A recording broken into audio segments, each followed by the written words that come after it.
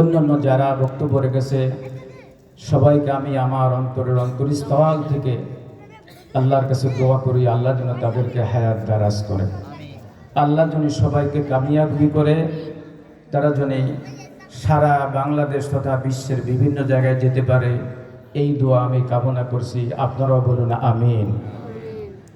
আজকের এই সবাই সামনে উপবিষ্ট আমার মুরব্বী কেরাম, পর্দার অন্তরালে মা ও বোনেরা, সবাইকে আবারও সালাম জানাই, আসসালামু আলাইকুম রহমতুল্লাহ। বক্তার শ্রোতা অনেক দূরত্ব হয়ে গেছে, এই জন্য একটা সমস্যা দেখা দিয়েছে। বক্তা যেখানে, শ্রোতা অনেক দূরে। যা হোক, যেটা হবার হয়ে গেছে। তা আপনারা কি এই মাহফিল গায়ে কি বেজার না খুশি? কারা কারা খুশি আছেন একটা হাত উঁচা করে। নারায়ে তাকবীর, নারায়ে তাকবীর। আল কোরআনের আলো, আল হাদিসের আলো, নারায়ে তাকবীর। হাত নামান। আজকের সবাই আমার মনে হয় বেজার কেউ নাই। বেজার আছেন একজন, তিনি হচ্ছেন শয়তান। কি বলেন আপনারা? শয়তান ছাড়া কেউ কোনো বেজার নাই। আমরা সবাই খুশি জীবনের গুনাহ মাফ করানোর জন্য। জীবনের গুনাহ আমরা একেবারে ঝরে যাবে, সেই জন্য আমরা এক মাস মাহে রমজানের রোজা রেখেছিলাম। তারপরে ঈদুল ফিতরের নামাজ আদায় করার পরে আল্লাহ পাক রব্বুল আলামিনের নেদাকারী ফেরেশতা যারা ডাকে, তারা ডাক দিয়ে বলছিল, আল্লাহ তাদেরকে ডাক দিয়ে বলেছিল, ওহে বান্দারা শোনো, যারা ঈদুল ফিতরের নামাজ আদায় করতে এসেছে, আমি আল্লাহ তাদেরকে এই মাঠ থেকে আমি পুরস্কার ঘোষণা করতে চাই। সুবহানাল্লাহ। তো সেই পুরস্কারটা ছিল হচ্ছে নামাজ শেষ করার সাথে সাথে আল্লাহ তার বান্দার জীবনের গুনাহকে মাফ করে দিয়েছেন। সুবহানাল্লাহ। তো নিষ্পাপ অবস্থায় আমরা আজকে এখানে হাজির হয়েছি। আমরা শেষ মোনাজাত না করে যাব না। যতক্ষণ থাকি কোরআন হাদিসের ভিতরে থাকব, যতক্ষণ থাকি আমরা ভালো জায়গায় থাকব, যতক্ষণ আমরা শুনবো কোরআন হাদিসের কথাই শুনবো। আল্লাহ যেন সেই তৌফিক সবাইকে দান করে, সবাই বলে আমিন। আমি শুরুতেই বলতে চাই যে 3 কিসিমের মানুষ কখনো জান্নাতে যাবে না। কয় কিসিমের মানুষ? 3 কিসিমের মানুষ কখনো জান্নাতে যাবে না, আল্লাহ রাসূল বলেছেন। আর 3 ধরনের মানুষের প্রতি আল্লাহ শত্রু হয়ে দাঁড়াবেন কিয়ামতের মাঠে। কয় ধরনের? 3 ধরনের মানুষের প্রতি আল্লাহ শত্রু হবেন। আর 2 ধরনের মানুষ জাহান্নামী, আল্লাহ রাসূল বলছেন আমি তাদেরকে দেখি নাই। এই কড়া কথা বলে আমি শেষ করব। এরপরে প্রধান বক্তা আসবেন, উনি শেষ কথা বলে মোনাজাত করে বাড়িতেও যাবেন। ঠিক ঈদুল ফিতরে যেভাবে গুনাহ মাফ হয়েছে, এই মাহফিল থেকে আপনি নিগুনাহ মাসুম হয়ে বাড়িতে যেতে পারেন। সবাই বলে আমিন। আমি বলতে চাই যে আল্লাহর নবী জানান, মান সাল্লা আলাইয়া সালাতা ওয়াহিদাতান সাল্লাল্লাহু আলাইহি আশারা সালাওয়াত আহুত্তাত আনহু আশারু খুতিয়াত ওয়া রাফিয়া লাহু আনহু দারাজাত। আল্লাহ নবী বলেন যে যখন আমার প্রতি একবার কেউ যদি দুরূদ পড়ে, কয়বার? একবার যদি কেউ দুরূদ পাঠ করে, আল্লাহ তার উপর 10 বার রহমত বর্ষণ করেন। সুবহানাল্লাহ। কয়বার? 10 বার রহমত বর্ষণ করেন। আর 10টা গুনাহ আল্লাহ তার মাফ করে দেন। সুবহানাল্লাহ। আর 10টা মর্যাদা আল্লাহ তাকে দিয়ে দেন। সুবহানাল্লাহ। এই যে মর্যাদা দান করে দেন, দুরূদটা পড়তে গেলে আমাদের সেই দুরূদটা কাঙ্ক্ষিত লক্ষ্যে পৌঁছাতে হবে কি হবে না? ভালো মতন পড়তে হবে কি হবে না? শুদ্ধ মতন ভালোভাবে এই দুরূদ পাঠ করা অবশ্যই দরকার। যদি এটা সঠিকভাবে আমরা আদায় করতে না পারি, পড়তে না পারি, তাহলে হয়তোবা আমাদের এই সওয়াবটা, এই গুনাহটা, এই মর্যাদাটা, এই রহমতটা আমাদের উপর বর্ষণ হবে না, আমরা পাবো না। এই জন্য যতক্ষণ দুরূদ পাঠ করা হবে ততক্ষণ আমরা সুন্দরভাবে, সুন্দর কায়দায় দুরূদ শরীফ পাঠ করব, যেন আল্লাহ পাক রব্বুল আলামিন আমাদের জীবনের গুনাহগুলোকে মাফ করে দেয়। সবাই বলে আমিন। আল্লাহ রাসূল বলেন যে আল্লাহ রাসূল সাল্লাল্লাহু আলাইহি সাল্লাম গঞ্জে নিয়ামত কিতাবের নাম। এই কিতাবখানা লিখেছেন মরহুম আল্লামা রুহুল আমিন সাহেব, বসিরহাটি, ভারত। এই বইখানা উনি লিখছেন, ওই কিতাবখানার ভিতরে লিখছেন যে আল্লাহর নবী বসে আছেন, এমন সময় হজরতে জিব্রাইল, হজরতে মিকাইল, হজরতে ইসরাফিল, হজরতে আজরাইল, কয়জন ফেরেশতা? 4 জন ফেরেশতা আল্লাহ নবীর কাছে হাজির হয়ে গেলেন। ইয়া রাসূলুল্লাহ সাল্লাল্লাহু আলাইহি ওয়াসাল্লাম, আমরা আপনার কাছে আপনার উম্মতের কিছু সুসংবাদ দেওয়ার জন্য আমরা এসেছি। সুবহানাল্লাহ। আমার বন্ধুগণ, আল্লাহ নবী জানান, আমি বসে আছি, এমন সময় জিব্রাইল, মিকাইল, ইসরাফিল, আজরাইল, 4 জন ফেরেশতা আমার কাছে হাজির হয়ে গেল। 4 জন ফেরেশতা যখন হাজির হয়ে গেল, তখন আল্লাহ নবীকে ডাক দিয়ে বলছেন, ইয়া রাসূলুল্লাহ সাল্লাল্লাহু আলাইহি সাল্লাম, আমরা আপনাকে আপনার উম্মতের কিছু সুসংবাদ দিতে চাই। জিব্রাইল আলাইহিস সালাতু ওয়াস সালাম আল্লাহ নবীকে ডাক দিয়ে বলেন, ইয়া রাসূলুল্লাহ সাল্লাল্লাহু আলাইহি সাল্লাম, আমি বলতে চাই, যদি কোনো উম্মত, আপনার কোনো উম্মত যদি মহব্বত করিয়া আপনার উপরে দৈনিক 10 বার দুরূদ শরীফ পাঠ করতে পারে, আমি জিব্রাইল ফেরেশতা বিদ্যুতের গতিতে পুলসরাত পার করায়া জান্নাতে নিয়ে যাব। সুবহানাল্লাহ। কয়বার দুরূদ শরীফ ছিল? কয়বার? 10 বার। 10 বার দুরূদ শরীফ পড়ার মতন সুযোগ আমাদের হয় না। নামাজ পড়া শেষ হয়ে যাবে, দুরূদ পড়া আমাদের নসিবে জোটে না। দুরূদের এত বড় ফজিলত, যেখানে আল্লাহ জানিয়ে দিলেন, ইন্নাল্লাহা মালাইকাতাহু ইউসাল্লুনা আলান নবী। আল্লাহ ডাক দিয়ে বলেন, ওহে ঈমানদারগণ, ওহে বিশ্বাসীগণ, তোমরা সবাই, আমি আল্লাহ এবং আমার ফেরেশতারা সহ নবীর উপরে দুরূদ পাঠ করি, তোমরা সবাই নবীর উপরে অনুগ্রহ প্রার্থনা করো। আর আমরা সেই দুরূদ শরীফটাকে ব্যঙ্গ করে আমরা পড়ি, আমরা তার দুরূদের কোনো সুন্দর কোনো কায়দা আমাদের ভিতরে নাই। 1 নম্বরের ফেরেশতা জিব্রাইল আলাইহিস সালাম, 1 না 2 না, অনেকগুলো পাখা আল্লাহ জিব্রাইলকে দান করেছেন। আল্লাহ নবী দুনিয়ায় জীবিত থাকাকালীন 1 না 2 না 24,000 বার আল্লাহ নবীর কাছে আগমন করেছেন। নবী চলে গেছেন, আর জিব্রাইল ফেরেশতার কোনদিন আমাদের মাঝে আর আসবে না, ওনার দরজা বন্ধ হয়ে গেছে। সেই জিব্রাইল ফেরেশতা ডাক দিয়ে বলেন, হুজুর, আপনার উম্মতের ভিতর যদি কোনো উম্মত মহব্বত করিয়া দৈনিক 10 বার দুরূদ শরীফ পাঠ করে, কিয়ামতের মাঠে মুসিবতের দিনে আমি জিব্রাইল ফেরেশতা তাকে বিদ্যুতের গতিতে ফুলসরাত পার করে জান্নাতে নিয়ে যাব। সুবহানাল্লাহ। এই জন্য দুরূদ শরীফ শুদ্ধ করে পড়ার দরকার আছে। এই জন্য আমি বিভিন্ন জায়গায় যায় বলি, যেই দুরূদ আপনার মন চায় আপনি সেই দুরূদটাই আপনি পড়তে পারেন। দুরূদ নিয়ে কোনো ভেজাল নাই।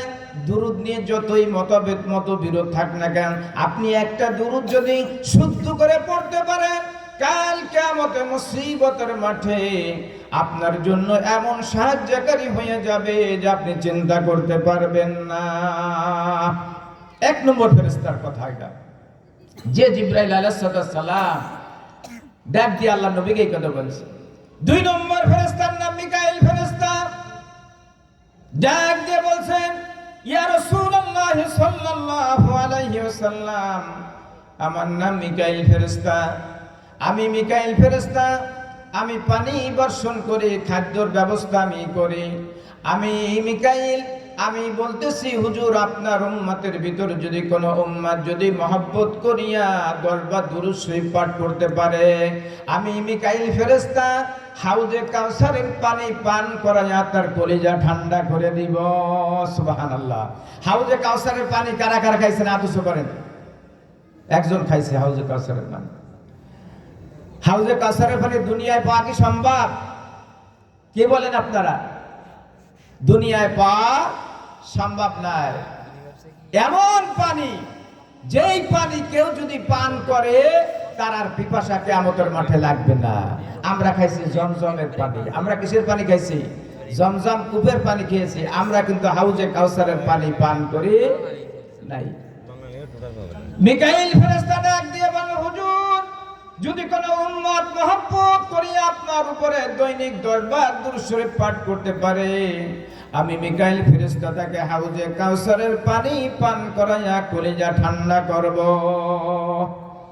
এই জন্য বাবা, দুরূদ শরীফ কারা সুন্দরভাবে পাঠ করার দরকার আছে।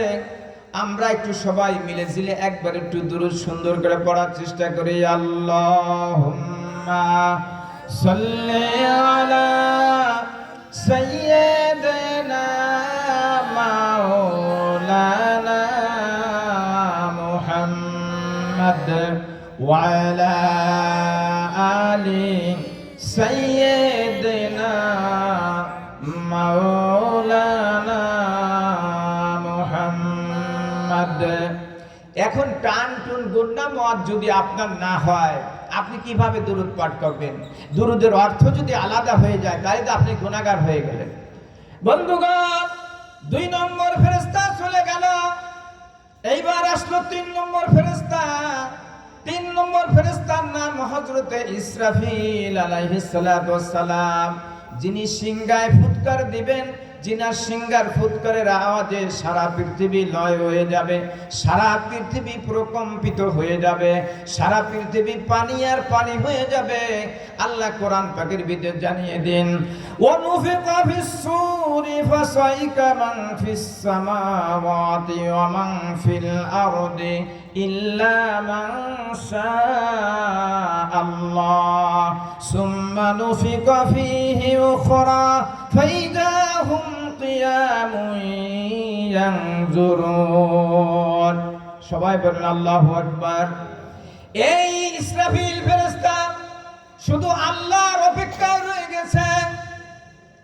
আল্লাহ কখন তাকে হুকুম দেয় দুনিয়া লয় হওয়ার জন্য, সিংহায় ফুৎকার দেওয়ার জন্য। কিতাবের ভিতরে আসছে, ইসরাফিল ফেরেশতা অবনত মস্তকে সিংহা নিয়ে দাঁড়িয়ে আছে, শুধু আল্লাহর অপেক্ষায়। এই জিবরাইল, এই ইসরাফিল ফেরেশতা আল্লাহ নবীর কাছে এসে বললেন, ইয়া রাসূলুল্লাহ সাল্লাল্লাহু আলাইহি সাল্লাম, আমি আপনার উম্মতের জন্য একটা সুসংবাদ নিয়ে এসেছি। এই সুসংবাদটা যদি আপনার উম্মতেরা যদি গ্রহণ করে ধরে রাখতে পারে, যদি আপনার উপরে প্রতিদিন 10 বার দুরূদ শরীফ পাঠ করতে পারে, আমি ইসরাফিল ফেরেশতা আল্লাহর নিমিত্তে সিজদায় লিপ্ত থাকবো অতক্ষণ পর্যন্ত, যতক্ষণ পর্যন্ত আল্লাহ আপনার উম্মতের গুনাহ মাফ না করেন। সুবহানাল্লাহ। অতক্ষণ পর্যন্ত সিজদায় লিপ্ত থাকবো যতক্ষণ পর্যন্ত আল্লাহ আপনার উম্মতের গুনাহ মাফ না করেন।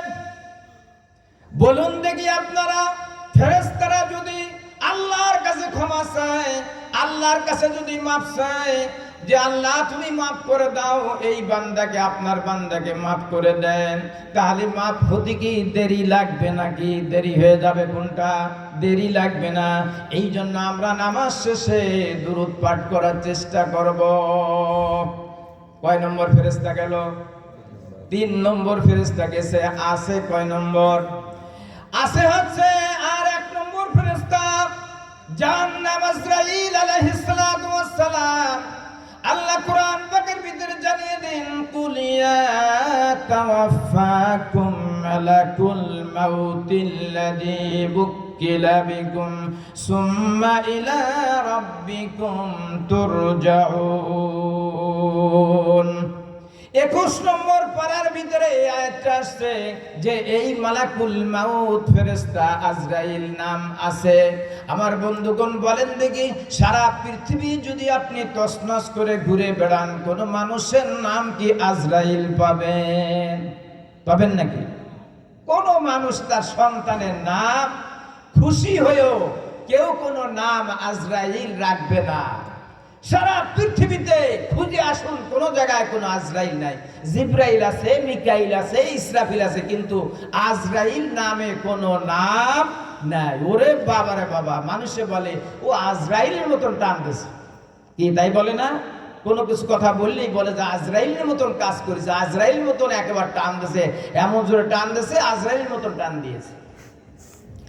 যে আজরাইল আলাইহিস সালাম মায়ের সামনে সন্তানকে নিয়ে যায়, সন্তানের সামনে মায়ের নিয়ে যায়, বাপের সামনে সন্তান নিয়ে যায়, সন্তানের সামনে বাপরে নিয়ে যায়।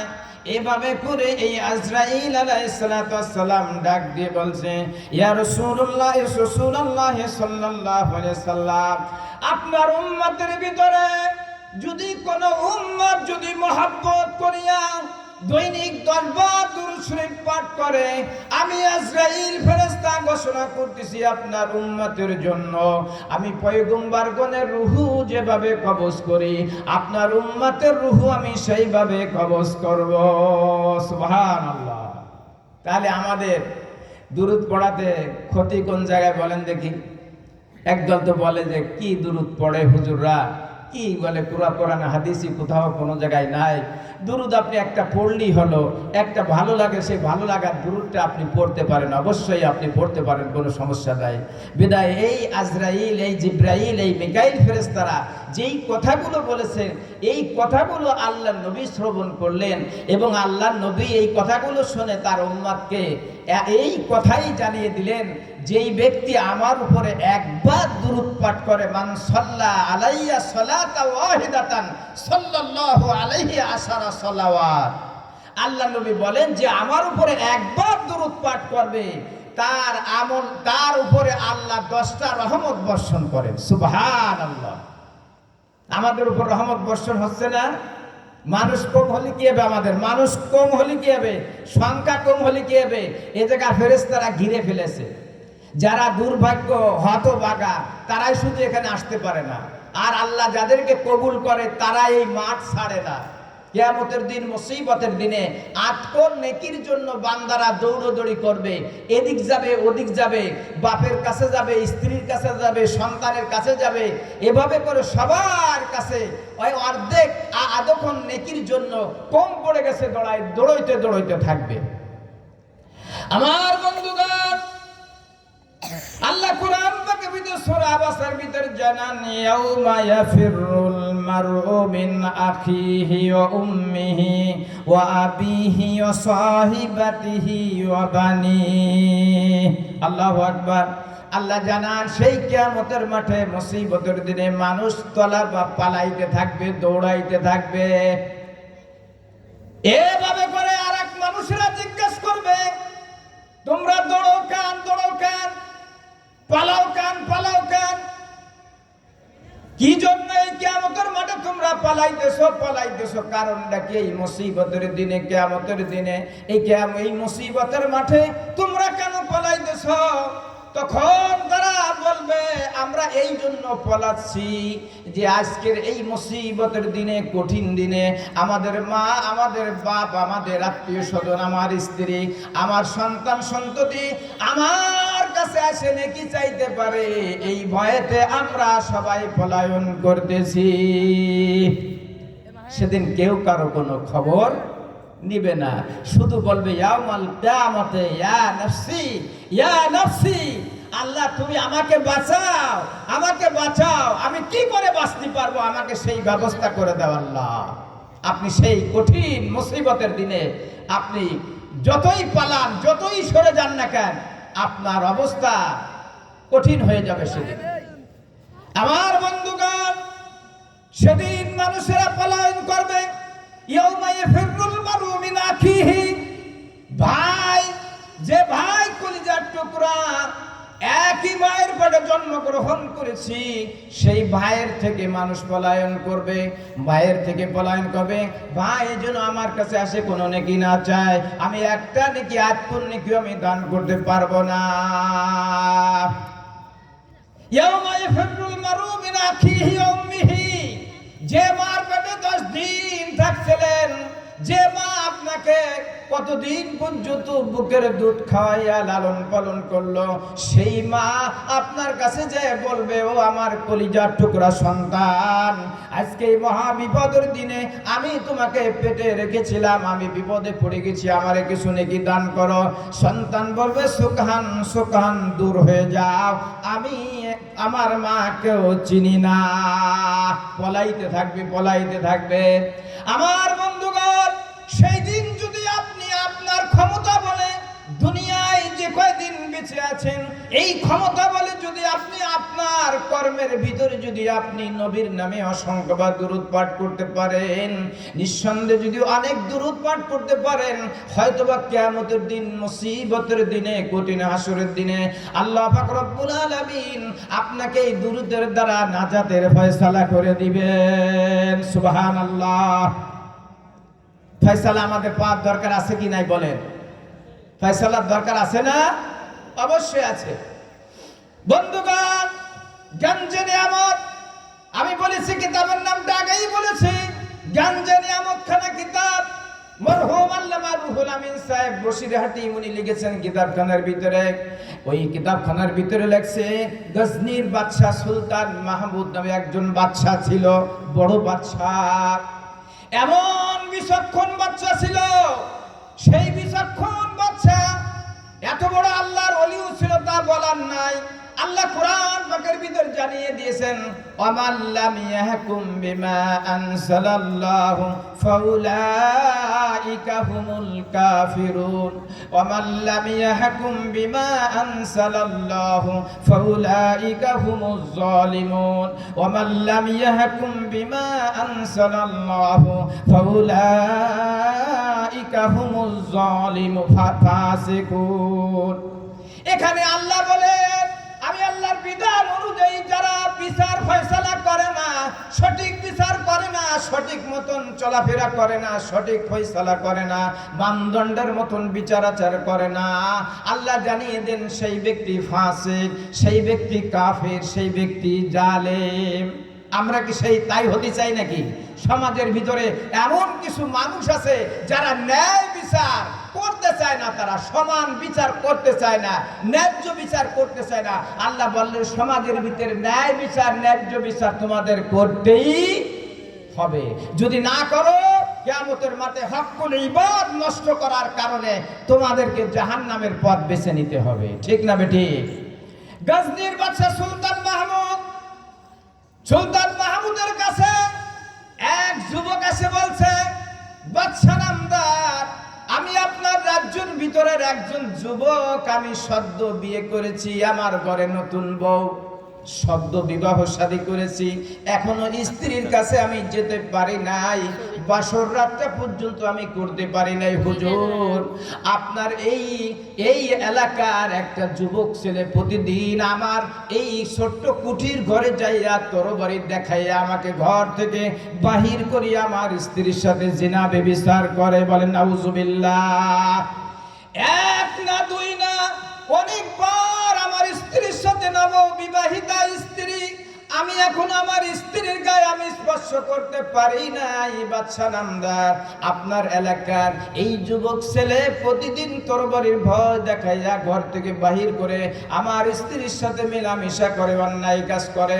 আমি আপনার কাছে অনেক পথ পাড়ি দিয়ে বিচার চাইতে এসেছি, আপনি আমার বিচারটা করে দেন। বিচার অত সস্তা নয়, এটা আল্লাহর বিধিবিধান মতন বিচার ফয়সালা করতে হবে। বিধিবিধান মতন বিচার ফয়সালা যদি ন্যায্য ভাবে না করা হয়, আল্লাহর কাছে হকুল ইবাদ নষ্ট করার কারণে আপনাকে জাহান্নামে যেতে হবে। বাদশা নামদার এবার ডাক দিয়ে বলছে, যুবকরা শোনো, যুবক শোনো, তুমি তোমার বাড়িতে চলে যাও, আগামী 3 দিনের ভিতরে আমি তোমার এই বিচার কার্য আমি করে দেব, সঠিক বিচার করে দেব। আমি বাদশা নামদার, আমার এই রাজ্যের ভিতরে এমন অন্যায় কাজ চলবে, বিবিচার করবে, মেলামেশা হবে, এটা আমি সহ্য করতে পারবো না। আমি আল্লাহর কাছে কি জবাব দিব? আমার জবাব দেওয়ার কোনো কায়দা নাই। যাও যুবক, যাও, আমি তোমার বাড়িতে যাইয়া তোমার বিচার কার্য করিব। এই হচ্ছে বাদশা। একদিন যায়, 2 দিন যায়, 3 দিনের মাথায় এইবার ওই বাদশা নামদার 3 দিনের দিন সমস্ত সৈন্যদেরকে জানিয়ে দিল, শোনো সৈন্যরা, তোমাদেরকে আজকের দিনে ছুটি দিয়ে দিলাম, তোমরা বাড়িতে যাও, তোমাদের স্ত্রীদের কাছে যাও, যাইয়া তোমরা তাদের সাথে কথাবার্তা বলো। আমার এই রাজদরবার তোমাদের আর আজকে পাহারা দিতে হবে না। আজকের এই শেষ দিনে আমার একজন বন্ধু আসবে, আমি সেই বন্ধুর ডাকে সাড়া দিয়ে তার কাজে চলে যাব। বিদায়, তোমাদেরকে ছুটি দিয়ে দিলাম। সবাই ছুটি পাইয়া খুশিতে বাগবা হইয়া যার যার বাড়িতে চলে যায়। এই বাদশা নামদার বাড়ি থেকে বের হবে, এমন সময় ওই যুবক যে বলছে, হুজুর পরপর 2 দিন হয়, আজ 3 দিন হয়, আপনি ওয়াদা করেছেন, ওয়াদা খিলাফ যাতে না হয় আপনাকে স্মরণ করে দেওয়ার জন্য আমি এসেছি। আজ 3 দিন আপনি আমার বিচার কার্য করবেন। বলো, চলো যুবক, তোমার বাড়িতে যাইয়া তোমার বিচার কার্যটা করে আসি। বিচার কার্য করে আসি। এইবার তরবারিটা নিয়ে নিল। তৎকালীন সময় বাদশা নামদারদের তরবারি ছিল, ডাঙ্গার তরবারি নিয়ে গেল তরবারি নিয়ে। এইবার ঘোড়সওয়ার করে এইবার যুবককে পিছনে দিয়ে এবার চলে গেল ওই বিচার কার্য পরিচালনা করার জন্য। ওই ঘরের ভিতর যাই আলো জ্বালালো, ল্যাম্প জ্বালালো, বাতি জ্বালালো, জ্বালা দেখলো কোনটা পুরুষ এবং কোনটা নারী। আলো জ্বালানোর সাথে সাথে আবার নিভাই দিয়ে তরবারি এমন ভাবে আঘাত করলো, যুবকের মাথা দ্বিখণ্ডিত হয়ে গেল। যুবককে এবার বলল, যুবক রে, আমি তো বিচার কার্য করেছি, আমার সৈন্যরা আসবে, লাশটা নিয়ে যাবে, আমার দরবারে লাশটা নিয়ে যাবে। তোমার কোনো চিন্তার কোনো কারণ নাই, তোমার কোনো ভয়ের কোনো কারণ নাই। আমি যতদিন এই রাজ দরবারে আছি অতদিন আমার রাজ্যের ভিতর কোনো অন্যায় হতে দেব না। আমি চললাম, আমার জন্য দোয়া করবা, আমি যেন এই সঠিক কাজগুলো করতে পারি। বন্ধুগণ, যার সময় বাদশা নামদার এবার ডাক দিয়ে বলছে, রে যুবক, তোমার ঘরে কি কোনো পানি আছে? আমাকে অল্প একটু পানি দেওয়া যায়, আমি ইফতারি করব। যুবক বলে, হুজুর, আমার বাড়িতে তেমন কোনো খাওয়ার পানি নাই, পাত্র নাই, ভালো পাত্র নাই। আপনি রাজদরবারের বড় গজনির বাদশা সুলতান মাহমুদ, আপনি আমার বাড়ির পানি দিয়ে ইফতারি করবেন। অল্প একটু পানি দিল, ইফতারি করলো। ইফতারি করার পরে আলহামদুলিল্লাহ পড়লো, আল্লাহ শুকরিয়া আদায় করলো। যখন বাদশা নামদার চলে যায়, এমন সময়ে যুবক ডাক দিয়ে বলে, হুজুর, আমার কিছু প্রশ্ন আছে, আমি একটু প্রশ্ন করতে চাই। 1 নম্বর প্রশ্ন হলো, আপনি যখন আমার ঘরের ভিতরে ঢুকেছিলেন, আলো জ্বালালেন কোন জন্য? আলো জ্বালালেন কিন্তু তারপরে আলো নিভাইয়া দিলেন কোন কারণের জন্য? আমাকে বলতে হবে। 1। 2 নম্বর হলো, হুজুর, আমার বাড়ির পানি দিয়ে আপনি কেন ইফতারি করলেন? কারণটা কি আমাকে একটু খুলে বলতে হবে। এইবার বাদশা নামদার বলছে, রে যুবক, আমার তো ভয় হয়, আল্লাহর শাসনের ভয় হয়, আল্লাহর বিধান থেকে আমি বিচ্যুত হই কিনা, আল্লাহর আইনের অবাধ্য হই কিনা, এই জন্য আমার বড় ভয় লাগে। আমি আলো জ্বালালাম এই কারণের জন্য, আলো জ্বালায় দেখলাম যে আমি রাজ্যের বাদশা, আমার ছেলেটা এই অন্যায় কাজ করে কিনা। হয়তোবা আমার ছেলে এসে এই অন্যায় কাজ করতে পারে, বাদশার ছেলে, এই জন্য আমি আলো জ্বালায় দেখলাম আমার ছেলে কিনা। আলো জ্বালায় যখন দেখতে পেলাম আমার কোনো ছেলে না, আমি তখন তরবারি দিয়ে দ্বিখণ্ডিত করলাম আর আল্লাহ শুকরিয়া আদায় করলাম যে, আল্লাহ, আমাকে যে পুত্র সন্তান দান করেছো সেই অন্যায় কাজের ভিতর যায় না। একটু জিকির করেন, লা ইলাহা ইল্লাল্লাহ, লা ইলাহা,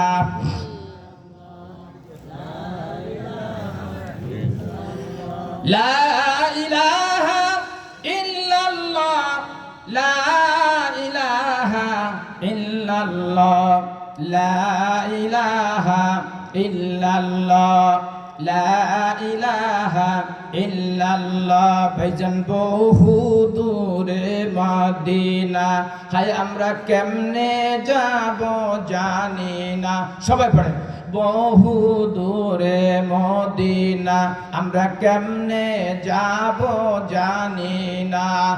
দয়া করো দয়ার আল্লাহ, দয়া করো দয়ার আল্লাহ, পুরাও মনের বাসনা। লা ইলাহা ইল্লাল্লাহ, লা ইলাহা ইল্লাল্লাহ, লা ইলাহা ইল্লাল্লাহ, মুহাম্মাদুর রাসূলুল্লাহ সাল্লাল্লাহু আলাইহি ওয়াসাল্লাম। 2 নম্বর প্রশ্ন হলো, হুজুর আপনি আমার বাড়ির পানি দিয়ে কেন আপনি ইফতারি করলেন? এইবার বাদশা নামদার ডাক দিয়ে বলে, হুজুর যে যুবক রে, শোনো রে যুবক শোনো, তুমি যেদিনকে আমার কাছে বিচার দিয়েছিলে ওই দিন থেকে আমি রোজার নিয়ত করেছি। যতদিন পর্যন্ত তোমার কার্য না করতে পারে অতদিন আমি নফল রোজার নিয়ত করেছি। আমি আজকে রোজা ছিলাম, তোমার কাজটা ফয়সালা করতে পারেছি, এই জন্য আমি তোমার বাড়ির পানি দিয়ে আমি ইফতারি করলাম। সুবহানাল্লাহ। এই হলো বিচার, এই হলো বিচার। বন্ধুগণ, এই জন্য আল্লাহ জানিয়ে দিলেন, ওয়ামাল্লাম ইয়াহকুম বিমা আনজালাল্লাহু ফাউলাইকা হুমুল কাফিরুন, ওয়ামাল্লাম ইয়াহকুম বিমা আনজালাল্লাহু ফাউলাইকা হুমুল ফাসিকুন। আল্লাহর বিধান অনুযায়ী যারা ফয়সালা করে না তারা কাফের, তারা ফাসিক, তারা জালেম। এই ভয়টা ছিল আগের দিনের বাদশাদের ভিতরে, ভয় ছিল, তারা সঠিকভাবে ফয়সালা করত। এখন আর কেউ নাই, দুনিয়ার থেকে সব চলে গেছে। এখনো ইনসাফ মতন কোন ফয়সালা বিচার কার্য হয় না, ঠিক না বেঠিক? বন্ধুগণ, আল্লাহ পাক রব্বুল আলামিন কোরআন পাকের ভিতরে সূরা হজের 1 থেকে 3 নম্বর আয়াত আল্লাহ জানান, ইয়া আইয়ুহান নাসু তাকু রাব্বাকুম ইন্না সালসালাতাস সাআতি শাইউন আযীম ইয়াওমা তারাউনাহা তাযহালু কুল্লু মুরদিয়াতিন আম্মা আরদাত ওয়া তাদাউ কুল্লু জাতি হামলিন হামলাহা ওয়া তারান নাসা সুকারা ওয়া মা হুম বিসুকারা ওয়ালাকিন্না আযাবাল্লাহি শাদীদ। আল্লাহু আকবার। আল্লাহ আযাব বড় কঠিন, আল্লাহ শাস্তি বড় কঠিন, ঠিক না বেঠিক বলেন? আমরা যারা এখানে বসে আছি